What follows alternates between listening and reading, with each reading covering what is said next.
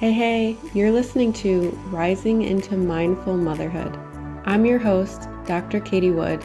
I'm a barefoot mama bear, pharmacist, integrative fertility health coach, and lover of all things nature and animals. I'm on a mission to have intentional conversations about the good, the bad, and the ugly when it comes to fertility, pregnancy, postpartum, and beyond. My mindful guest and I will be talking about struggles, wins, natural wellness, and how we grow and transform as we enter motherhood. My background in healthcare has shown me how broken our medical system is. My own struggles to become pregnant has shown the lack of support for mamas to be, the lack of guidance for women to have a nourishing and vibrant pregnancy, the isolation, mom guilt, and all the things we hold after bringing baby earthside. I want this platform to be a place where women can feel connected, safe, and supported to share and hear their stories. A place to use our voice to discuss and advocate about what we need and deserve as mothers. So let's dive in, shall we? Hello and welcome to Rising into Mindful Motherhood. I'm really looking forward to our conversation today. I'll be chatting with Emily. She is a mama to her 4-year-old son, as well as a holistic coach and nurse. And today she'll be sharing with us about her journey into motherhood and really the healing, the trust, the transformation, and the shifts that had to take place during that journey. So welcome, Emily. I'm so happy to have you here. Thank you. So, why don't you tell us a little bit about your background as a holistic coach and nurse and what that looks like? Yeah, for sure. I have been trained in holistic nursing. I have my master's in nursing, and that really came about after some years too of being a yoga instructor and being into meditation. And I had myself a pretty traumatic injury quite a few years ago, probably 15 now, that really led me on my own healing journey that started it, and really found all the healing modalities to really help myself in my chronic pain and all the and really needed help on the mind, body, spirit, and found that the most healing that happened for me with even my physical pain was on the mental and the spiritual levels. And so that's really what led me where I just really wanted to be able to help people in the same way on all levels. So, and I'm just a very curious person and value personal growth so much. So yeah, um, I've been a holistic nurse and worked in mostly clinical with my nursing, and worked with my last one was my favorite in postpartum with moms and babies and families. And then since then, I've been doing my own coaching. So I was doing coaching more on and on in a holistic way for a company for a couple of years, and then really now have been on my own to shift into doing more work with mothers or mothers to be on healing through their trauma and anything like their wounds or past anything that's really blocking them from being the best versions of themselves, because in my heart really it's about helping us really connect back to ourselves, with deep trust, and so that we can just have a really good and thriving sacred motherhood journey, and so that we can show up with our kids for our kids with presence so they have less trauma and just more feel more secure in themselves and just are ready to flourish. So that's a little bit about me, and I just integrate all my teachings within that, because I find just the tools that I like to use is somatic therapy or experiencing to really get in the body, with finding the wisdom there and really helping us understand ourselves and what we care about, and working through trauma. And also I use astrology as a tool just to get to know ourselves and our energies that we can tap into, and also energy healing and then the coaching, and it's all just kind of integrated for whatever someone needs, and it's very intuitive and connected with spirit, and because it really is about learning how to trust as well and come back to that feminine essence of who we are, Mm. that we really need to tap into as mothers, because that's, I think, a big learning curve, and also a big shift, from our society, our really more patriarchal, masculine way of doing things to a more feminine way, and to be mother, and for our children, and yeah, just live a little bit more embodied embodied life. I love that. Yeah, I think that really, like you said it perfectly, getting back into our feminine essence is just so necessary to be able to be present with ourselves, but then also our children, and to be able to teach that to them as they grow, and, really eventually have a family themselves if that's something that they, so desire. Did that traumatic injury, did that happen before you became a mom? It did, yes.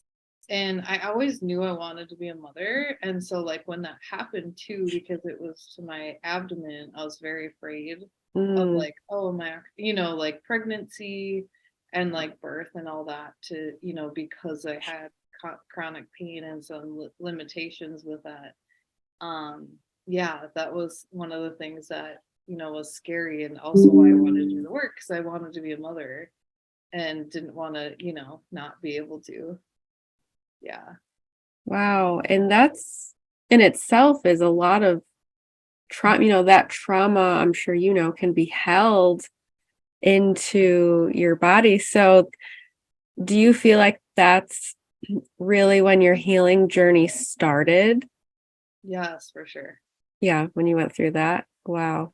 Yes. And then, I mean, it was always like, I obviously wanted to heal from that, but in the back of my mind, it was always because I'm like, I want to be a mother. Mm. And like it did help me, um, do, get practices that are help me get into my body, but then, just starting on my motherhood journey, um it really kind of catapulted it in like so many different directions. But that was the more of the beginning into my really like healing and spiritual journey, for sure. Yep. Wow. Well, I think that's the perfect segue to really get into your journey to motherhood. So wherever you feel called to starting to just share your story, that would be great. Sure. Yeah. So I guess my journey into motherhood started when I was still married, and I had um did get pregnant actually twice, but I had two losses. I miscarried twice, and that was really hard, of course, and especially like the first one. I think it was, it's an interesting thing with loss. That one was the longest term one that I had, because I was about 11, 12 weeks. And like, for me, it was really hard, because it's like, it's almost like, yes, you didn't know the child or the baby yet, but it's almost like you're all of a sudden you're like, oh, I'm going in this direction, I'm going to be a mom, you can do all the planning, like, your whole life is going in a different direction, and then all of a sudden you lose it. And there was so much, all the things come up of like, obviously grief, and then shame and guilt, and all the things of going through like, what did I do something, what did I not eat the right thing, like all the things come up of like, uh what did I do, what could I have done differently, and then also then wanting that back, right, like wanting to get pregnant again. And that's where like a lot of suffering came up for me. And I think um where I had to recognize, and um where like kind of the healing journey began again in a sense in a different way after the losses, because I had noticed how much I was so attached to like just getting pregnant again, that and then you get your period and you're sad and you're upset, and then I did get pregnant again, but then I lost it right away. And and then you're like, is this ever gonna happen? And it's just like seems like a continual just mental, emotional struggle. And and um and then it was interesting because like I had an experience where um I and this you mentioned the parts of like learning trust and like heal and timing and stuff like that. And what happened was, because I was really really struggling and it was a very hard time for me. And I actually had a dream where my grandfather who had passed came to me with what I knew was my baby. And he was just like, and I got to speak to the baby, and I because I knew it wasn't time. And it said, once you're done with school, because I was in nursing school at the time, then then I'll be back. And so that was like just this enormous gift, that I was given, just this message of like, you're gonna be a mother, but it's not quite time yet.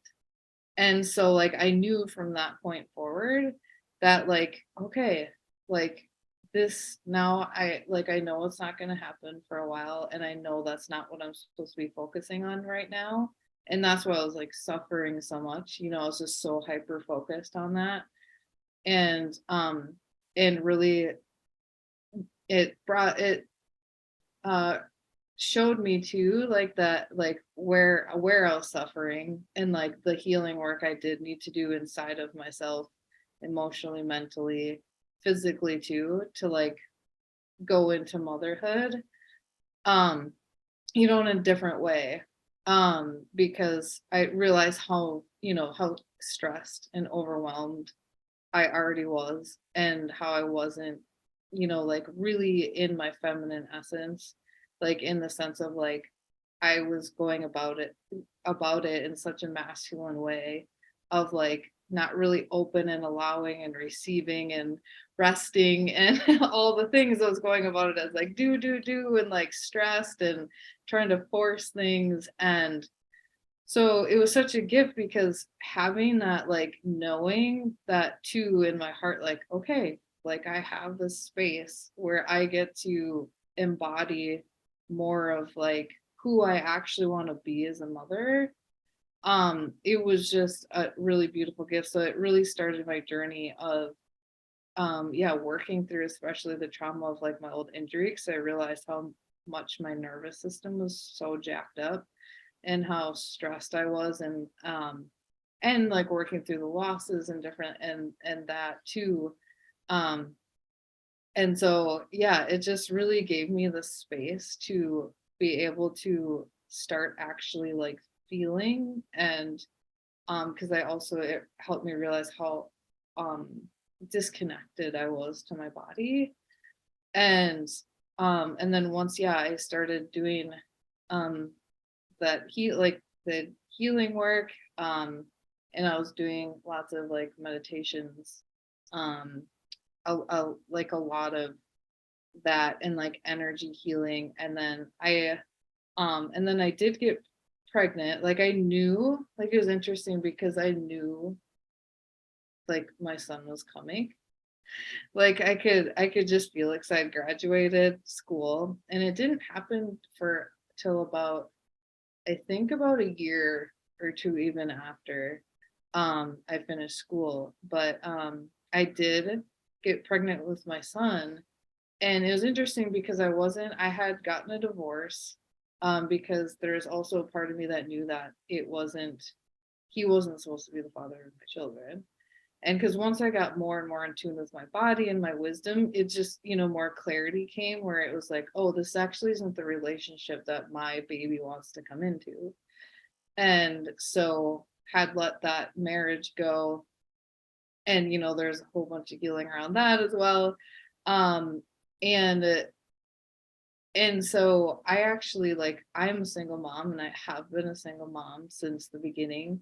My son's father was actually someone I met um in Colorado through a friend, and we didn't know each other very well. And it didn't end up working out for a relationship or him being any part of my son's life. But there's still like this knowing that, like, this is how it was supposed to happen for me.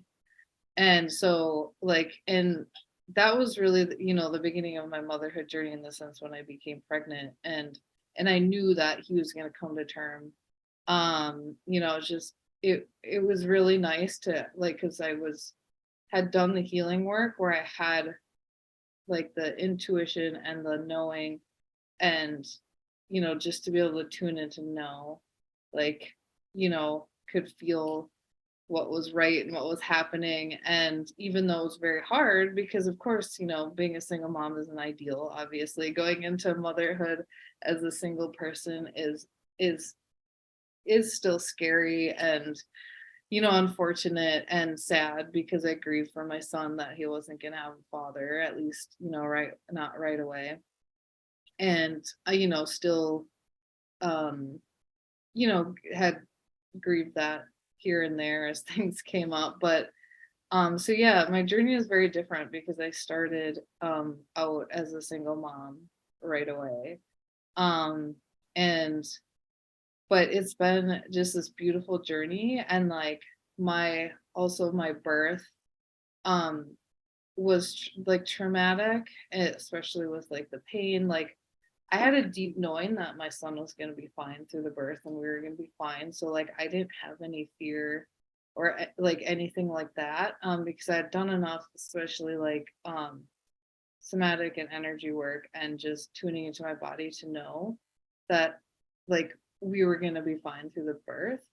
But having done the birth alone, like, I had a couple women there, but um just as most mothers would know, just the pain in itself, because I tried to do it without, and all natural, without any medications. And it was just a lot, and so I think with my history with my pain, that it shifted me over to, like, it it was a good test in, like, the work that I had done to see if I could get through this, because this pain was so severe that I wanted to shut down, because of my old, like, dealing with chronic pain and things like that, because my normal state of when I would get into pain would be dissociate, and like, not go into my body. And but when, as when you're having birth, you can't really just leave your body. So yeah, it was a really intense, interesting, and beautiful experience all at once, of course. But I started, like, after birth. um I had some more things come up that had to get fixed, because they had continued with some pain and things like that. But I actually really also started doing somatic therapies more deeply at that point. And that really helped, because, as once you become a mother, our little children are such mirrors to, like, what we need healing for. And there's just, it's a continual journey, right? Like, I had already worked through a lot of stuff, but now here I was, a single mom, and especially um hadn't at that point thought about, how do I want to parent, like, all those things. I didn't even have a partner to talk about that with, but I was doing it, like, with my mother. And so, like, the somatic work really, like, was helping me to um again get in touch with my feelings, because I think through the birth and that trauma, I had again kind of disconnected somewhat. And I think I had a little bit of postpartum depression, especially not feeling as supported as one would, because I didn't have a partner. And doing it with my mother was quite difficult. And so, yeah, it's been this beautiful journey of like also um healing with my mother. And because a lot of work I do with people too is working with the mother wound, because part of the mother wound too is that like rejection of the feminine, and that essence of the feminine and who we are really needed to be and in as a mother, and so um really intensely starting to do that after I gave birth to my son um has been challenging but such a gift. Um and yeah, I think our children are just such our little teachers, and like I love being able to like just constantly growing and healing for him and to be able to show up more and more. And because like if he's off, there's something that's off in me. So he's like my little gauge of like, okay, how can we co-regulate, like co-regulate, and like what do I need, like what are you needing here? It's usually always connection in some way, right? And because they can show us where we're disconnected. And so that's also just what I love to do with mothers, and who are already mothers, with children, but also even mothers before. Just being able to get connected and find that deep trust and that knowing that we all have access to, but we've just lost through big traumas or just small little micro traumas, or our conditioning, or our relationships from our parents or close caregivers, um and really finding our way back home into a place where we can really be the mother and embody that mother for our children, so we can raise just a more consciously, and more lovingly. And yeah, so our children can thrive and we can thrive and not live in a perpetual state of stress and overwhelm, because that's not how we're supposed to live. Like there's gonna be that, like parenting is hard, let's just be real. But like but being able to experience it all, right? Being able to like, yes, you might be like grieving, your dog died or something, but also being able to go in the other room and feel joy with your child. It's really about being able to like experience all the feels of life, and not like project stuff, your stress onto your children, and continually like just tuning into the body, because it really tells us what we care about and what's in alignment with us, what's not. And most of the time we're overriding that. So then we get stressed and overwhelmed, and then we take it out on our kids, Mm-hmm. and we take it out on each other or partners or whoever is around us, And so it's just like the importance of really tuning in and doing the inner work to, yeah, just to be the most healthy, regulated, best versions of ourselves, most of the time, or at least be able to know how to repair and reconnect. I think is just so important. Mm-hmm. Thank you for sharing that. I think your journey is very uniquely yours, and just so many like beautiful golden nuggets of like transformation and healing and learning that you just shared with us. And it really is like the level of awareness that you need to be able to move through all the things that you have had to move through since even before you were maybe trying to get pregnant, really is how you are where you are today. So many things I'd like to touch upon, but definitely just going back to, when you were experiencing the miscarriages, because I see this so often in my community and other Facebook groups. But when women do, I say women, but really couples or families or whatever the situation may be, experience a loss. I see all the time where women are just like, how long do I have to wait until I can start trying again? And so you said it perfectly, like, I want that back. I want it back. Like, I want to be pregnant again, and just being so attached to the outcome, which, has its own thing going on. But then when you are so attached to the outcome and you do want it back so badly, you are moving in that like disempowered masculine, like force, control, do. And that's how I was. I mean, I haven't experienced a loss, but that's how I was on our fertility journey, because it wasn't happening. So it's like, oh, I need to do this. I need to do that. I need to take 10 supplements, not 9, so many things. So I really just wanted to touch on that because it is so common. And I think it's just really sad and unfortunate that we aren't in touch with our bodies and connected and have that intuition to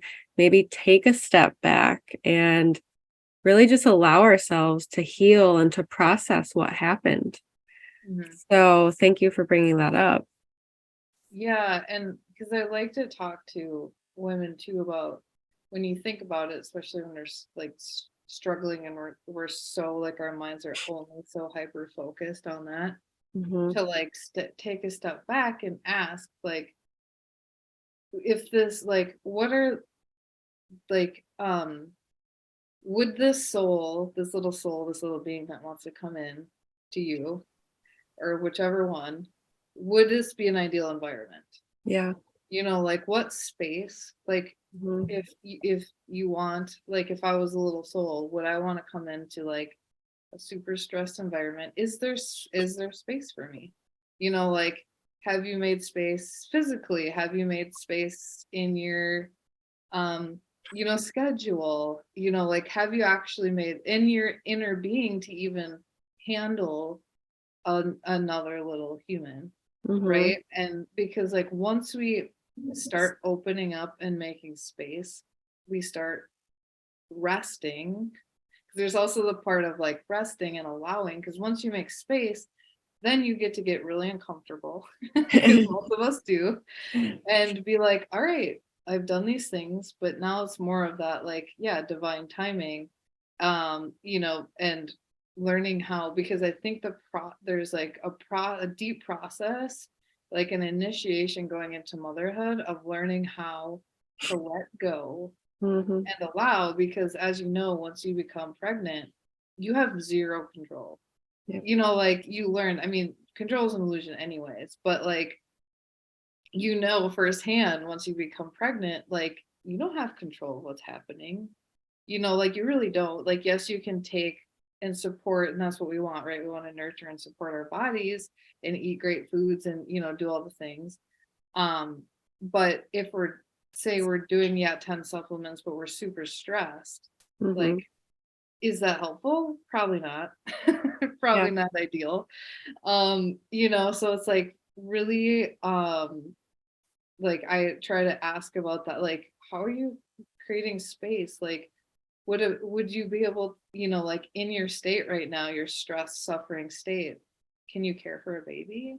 Like, and or like, would that actually be ideal environment for a baby? Like, so like setting ourselves up and them up to, be able to thrive. And um because whatever, however we do one thing, we do everything that way. Right? So if we're always in the stress state, if we're trying to get pregnant this way, we're probably going to parent that way. Like we're probably going to, like, our nervous systems and our patterns and our conditioning go about most things the same way, right? Especially stressful situations.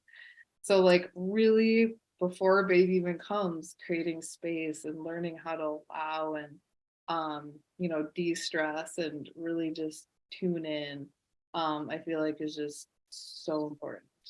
Mhm. Yeah, absolutely. I couldn't agree more.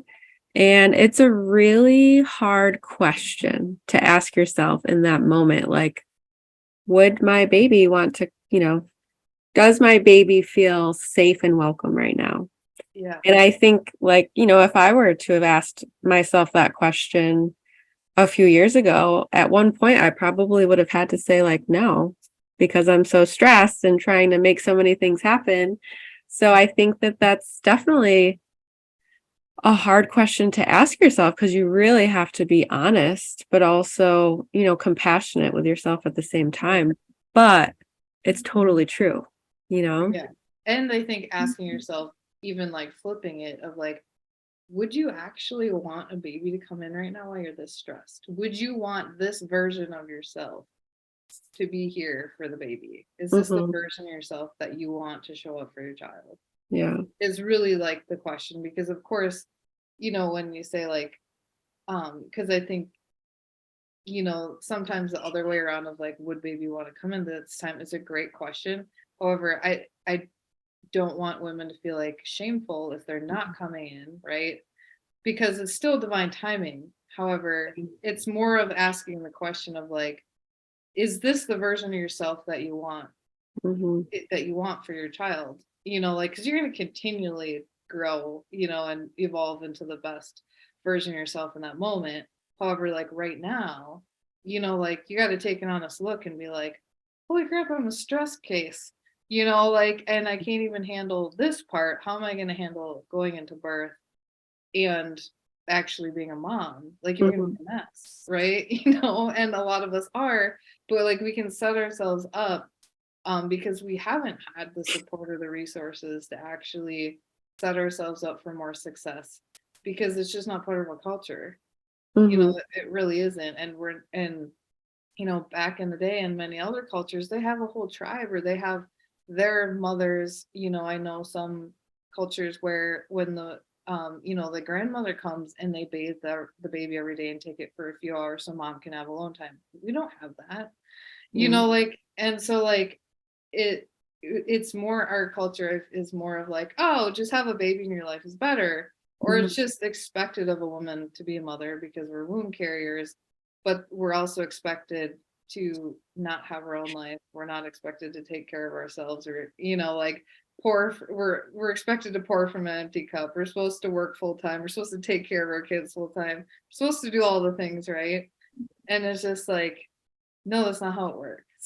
Like, that's, obviously too why there's created so many childhood issues, or birth issues. There's such a high rate of C-sections. Like, why do you think that is? Like, I could see as a postpartum nurse that, women, like, because when we're contracted and we're scared and we're fearful and we don't trust our bodies, we can't relax and be open and trust our bodies to allow baby to come through, you Mhm. know and or might just be scared to even have baby come into the world. Like, there's so many, mental, physical, spiritual things that happen, right? And so like to get support and like really, be able to resource from within too, Mhm. is so important. And to do that before a baby even comes is ideal for sure. Yeah, absolutely. And I try to really highlight that message to my clients, and I'm sure you do with yours, and my community, that like this work that we're doing right now for your fertility doesn't end here. Like, it is a continuation into your pregnancy, postpartum, and motherhood. So really, like, investing this time and energy into, I really call it like the portal into motherhood. Like, I think that that's what the fertility window is almost. That's where it begins, is like the decision or the time that you make the decision to start a family is really when this transformation can Yeah. take place. But, like you've mentioned, and this was me to a T, like, we're so disconnected that we don't even realize the opportunity that like lies in front of us. um but yeah, and one other thing I definitely wanted to touch on is your dream. So the dream that you had with your grandfather is like just gives me chills just thinking about it. And I don't know if you've ever read this book, but it just instantly made me think of this book, Spiritual Fertility. I haven't. I think I'm saying that right. Yes, by Dr. Julie Vaughn. And the fact that you had that dream and you remembered it and you were able to like understand the message is really, really beautiful and shows that you have that connection to like your ancestors. And I'd really love to touch on the fact that you just trusted and you surrendered and you kind of let go of the need to have a child because at that moment, at that specific moment, because you trusted, right? You trusted that message and that dream. And, not all of us will necessarily have a dream, but either just looking for any signs in our external world and even just trusting anyways that like if you have the desire on your heart to be a mother, that if it's in source spirit, God's plan for you, that it will happen when it's meant to happen. So I loved that you had that dream. It's just really a beautiful message for your grandfather to send to you. Mm-hmm. Yeah, it truly was. And it felt more like a dream because, dreams usually are kind of like images and like you have to decipher them. And, like sometimes you can get, but it was definitely a more than just a dream because it was like so real because I like got to hold my baby. I could smell it, I could taste it, I could see it. And yeah, it was just so clear. And like yeah, the message was so clear. But there's also this like deep knowing within that dream, like that I knew the baby was going to say I will be back because I knew that it wasn't time because there's a part of me that knew that it just wasn't time. Yeah. So I was holding it and was like crying and knew that it wasn't time. And then that's why I'd asked, when are you going to come back to me? Like in the dream. And, it told me later. And yeah, it was definitely such a gift. And yeah, I think too with yeah, when we can really tap in and get in touch with source, however God, whatever you call it, in your own way. And I think we can find that deep trust because yeah, like you said, it in the universe, God, it works in different ways. It gives us messages in different ways, right? Whether it's a dream or someone talking to us or some TV show all of a sudden show, or an animal or a poem we all of a sudden run into that day or and I think sometimes, when we're in those states, we don't want to know the truth, like because we want to have a baby, but if they're telling us it's not going to happen now, Yeah. we kind of know, right? Because I think if we actually did sink down and take some time to really be honest, like we'll have that, right? And yeah, like I think too, I really believe when we have something in our heart, that we want, like time, I feel like anything that we really, really hope for and want in our lives, it's already ours. Because I think on some, like time is linear human style, but spiritual world, there's no time. So I feel like when we have something in our heart that we want, like we've already experienced it, right? Like, so I feel like on some sort of plane or, quantum level, like we've already experienced this and it's ours, but in human linear form, it's just not quite, landed yet, and that's, just our human school that we're doing here. But yeah, I think that helps me trust too, like, because for me, like having a partner is something that's always been on my heart because I'm a single mom. And also like, possibly having a dad at some point for my son or who is, similar to dad. Obviously, it's not going to be as biological, but and trusting that that's going to happen at some point, because I can feel it. Yeah. Yeah, absolutely. And I remember you mentioning to me before the podcast that when you were in labor, you saw a hawk, Oh, yes. and that's how you knew that your son was coming that day. Yes. So yeah, I'm very connected to animals, especially birds. And the whole time I was pregnant, so I have this park that I hike on, and it's a very spiritual place for me. But this hawk was following me, and then it would be like it'd leave me a feather, and then one of his hawk feathers, then another day it'd show up, and because I'd take a walk every day when I was pregnant, and ended up obviously very slow moving towards the end there. But yeah, I remember the morning that, because had prodromal labor, I was actually going in and out of labor. And this also just goes to show you how when your body trusts or doesn't trust, or feels safe or doesn't feel safe. So because I was a single mom and I was living at home alone, I was having my cousin come down from Duluth, so 2 hours away, to be at my birth with me. And I would go into labor, and then I'd be like, okay, going into labor, like 5 minutes apart, like whatever. And then it would stop. And then like it would do that like every couple days, or like for a while. And because my son was also like a whole week late. Um, and what was crazy was like my cousin finally came after like third time doing this. And I said, you know what, I have a feeling like you just need to stay for me to go into labor. And sure enough, she finally just stayed instead of like staying at home and coming back. And sure enough, finally my body felt safe enough to like knowing that someone was around to go into labor. And yeah, and then that morning I had not slept well, and I woke up and I looked out my window and there's a hawk screeching.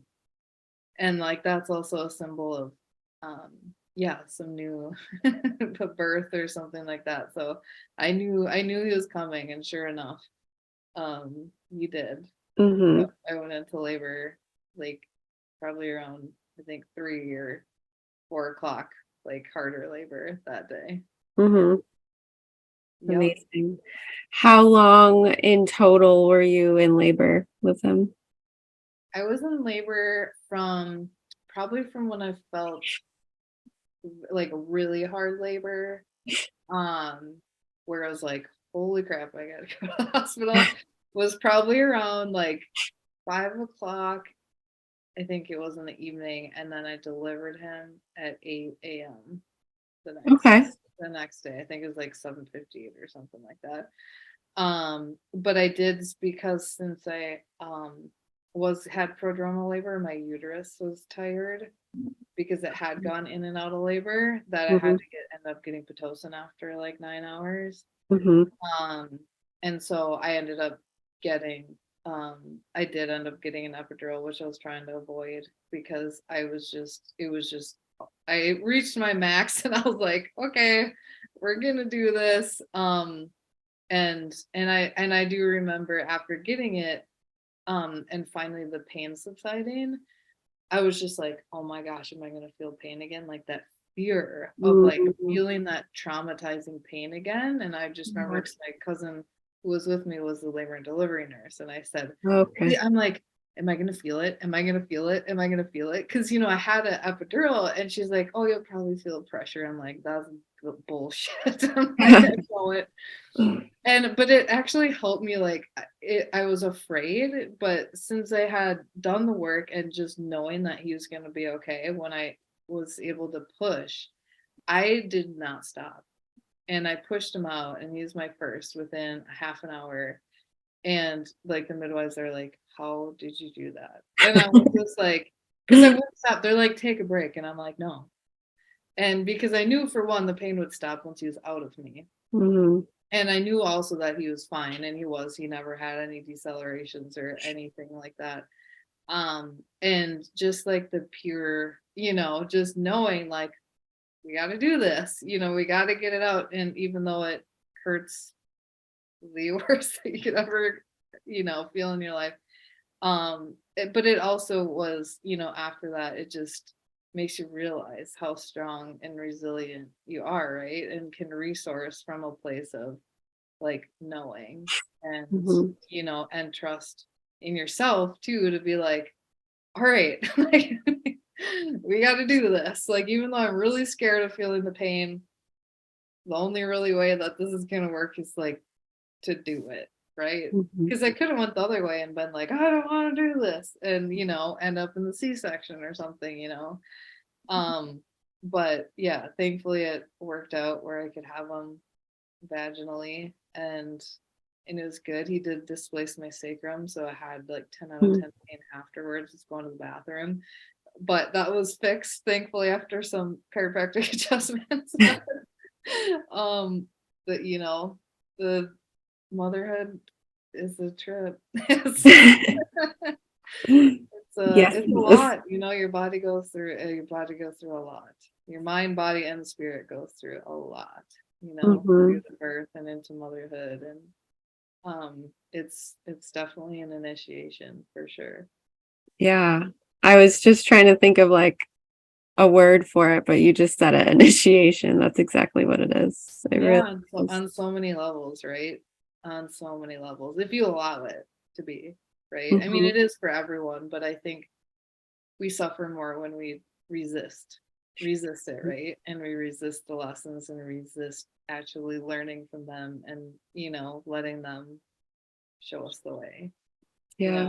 Because I feel like my son has been really easy, and I think part of that too is like I'm just able to trust when at each stage he'll let me, Mhm. like he let me know when he was ready to be done breastfeeding.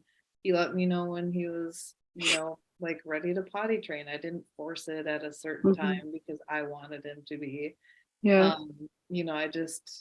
I just recently he went into a big boy bed, and that Yeah. took him 4 years, but like that's just was his timing. And I Mhm. think it was just such an easier transition, and it just was easy, where I think because you can bring that into, yeah, your parenting, where it's just like you got to allow them to show you when they're ready, right? Because they will, and yes, you got to guide them and support them, and they might want to stop, but that's just um I think a big part of it too is not needing to force, because that's another masculine, very masculine way to try Mhm. to like have them do things at a certain time, and I know our society sets us up for feeling like they need to be, or whatever.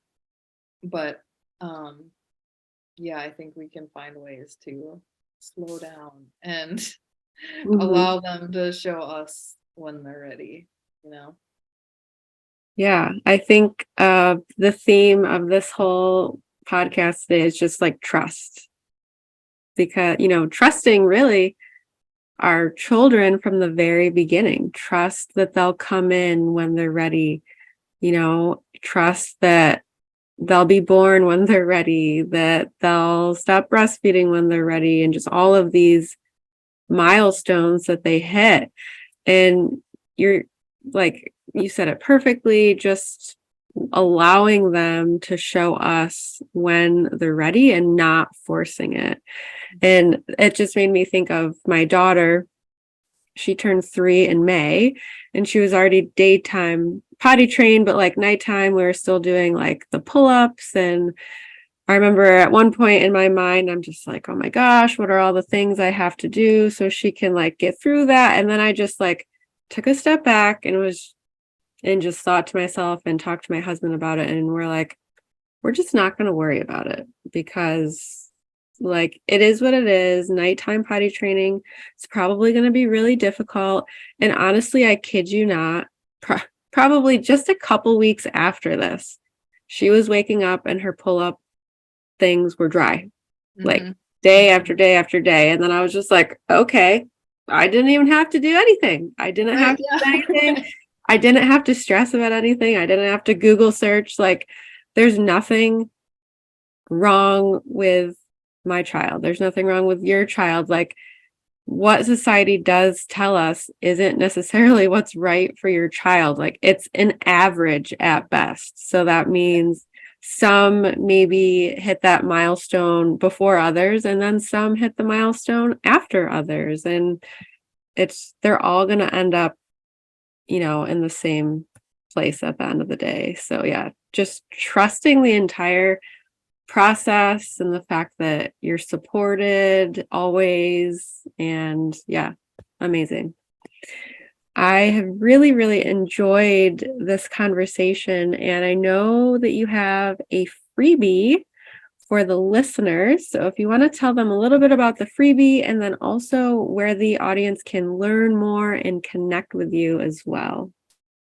Yes, well, I'll first say where you can connect with me, because that's how you can get your freebie. So yeah, you can find me on Instagram. That's the easiest place, or my website. Instagram, I am Awakened Mother, so awakened_mother, and my website is awakened-mother.com. And so at either of those places, you can direct message me or email me from my website and just say you listen to the podcast and you'd love to have a session, and I'll shoot you my schedule and you can have a free session with me. And the session can be whether you want just some support for whatever's up for you at the moment with motherhood, wherever you are on your sacred journey, whether it's preparing, pregnant or already a mother. And I also do astrology readings. Some mothers really like that I do that within my program, but I do those singly because a lot of mothers, I've done them for themselves and also for their children. So if they're having some, disconnect from their children, not sure how to support them, I also do like kind of family readings too. So yeah, you can just message me and just let me know that you heard the podcast, and yeah, we can get you set up with a free session. Amazing. And Emily also has a podcast in the works all about the sacred motherhood journey. So I'm definitely planning on having her back on. We really focused on her story on this podcast, but I want to talk more about her practice and her offerings and how she supports her clients. So definitely keep an eye out for that. Is there anything you want to share about your podcast or any just kind of final words of wisdom for the listeners today? Sure. Yeah. The podcast will be Motherhood Midwife podcast, and it's really here to support and guide that whole journey from whether you're just preparing for motherhood to pregnancy, birth, and beyond being a mother. And I'll be sharing like ways, like how I mentioned, to really find that deep trust, get into our bodies, get really connected to ourselves, and just tools to help us be the best versions of ourselves and mothers. And so, because that's my work, it's like I mentioned earlier, a blend of like somatic work, energy healing, and just some wisdom bits that I've learned and have come through. But I really appreciate this and love the conversation and can't wait to do it again. Yes, thank you so much for sharing your story with us today. Thank you so much for tuning in to the Rising into Mindful Motherhood podcast. If this episode resonated with you or gave you an aha moment, stop what you're doing right now and write a review. This simple act of kindness helps me get this podcast out to connect with as many women as I possibly can. I also have a special offer. If you send me a screenshot of your review, I will take $250 off one of my premium coaching containers. Let me know what resonated with you the most and why. So connect with me in my free Facebook community or tag me on Instagram. You'll find both listed below. Thanks again from the bottom of my heart for tuning in to this episode, and I'll see you next time.